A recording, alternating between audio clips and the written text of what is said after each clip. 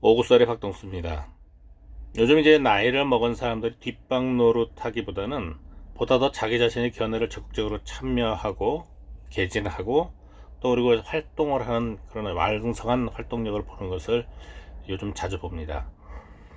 그 이제 방법은 여러 가지가 있죠. SNS를 통해 가지고 자기 자신의 의견을 피력하고 자기 자신의 권리 주장을 얘기하는 경우가 있습니까 하면은 송가인의 어게인인가 하는 그러한 어떤 팬클럽들 같은 경우 보면은 거의 그 중장년층 이승에 되시는 분들이 그동안에 젊은 사람들에게만 있었던 그 팬심이라 하는 것을 갖다 아낌없이 유감없이 발휘하는 것을 보면서 상당히 좋은 긍정적인 측면도 없잖아 있습니다.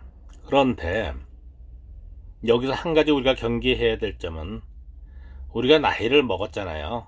헛먹을 수는 없는 거 아니겠습니까? 왜 이런 말씀드리냐면은 SNS를 통해 가지고 보면은 선택적 그런 정보에만 몰입을 하고 상대방의 의견이나 이런 것이 이데올로기가 없는 그러한 일방적인 그런 자기 자신의 권리 주장을 찾는 사람들이 상당히 많다는 것이 요즘 작금의 살태입니다. 그러다 보니까 정치판이 더 흐려지는 거죠. 제가 말씀드리고자 하는 것은 이러한 때에 우리같이 좀 어느 정도 나이를 먹은 42%를 지난 사람들은 적어도 자기 말과 자기 행동과 자기 자신의 어떤 의견에 책임을 지자는 말씀을 드리고 싶습니다. 비관한 예를 들어 가지고 한미협정이 지금 현재 그 난항에 처해져 있고 그리고 또 교착 상태에 있으니까 우리가 중국에다가 손짓을 해서 중국에게 우리나라를 통째로 바치고 군사력 협정을 맺었다, 이런 것을 당당하게 얘기를 하더라고요. 그래서 좀 싫은 소리를 했습니다. 어디서 이런 얘기를 갖다 들어왔느냐, 좀 책임을 질 수 있는 말을 해야 되지 않느냐고 말씀을 드렸더니 저보고 사과하랍니다. 그리고 가짜뉴스라는 것을 갖다가 증명해 보이래요. 아니, 가짜뉴스를 어떻게 증명을 하는지 모르겠습니다.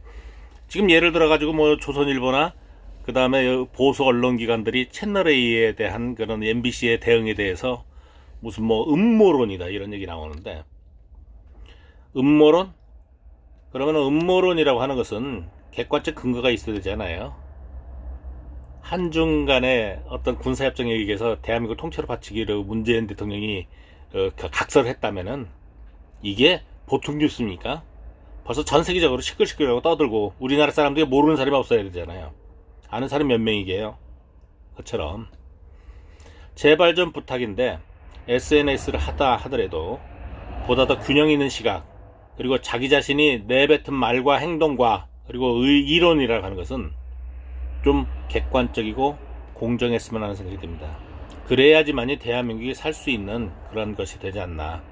우리나라가 지금 가장 문제점이 뭐냐면은 바로 이렇게 선택적 의견에 의해서 자기 자신의 권리 주장만 내세우면서 상대방을 깎아내리는 나 아니면 말고식의 사고방식들은 이제는 고쳐졌으면 하는 생각이 들어서 오늘 아침에 오구썰로 말씀드립니다.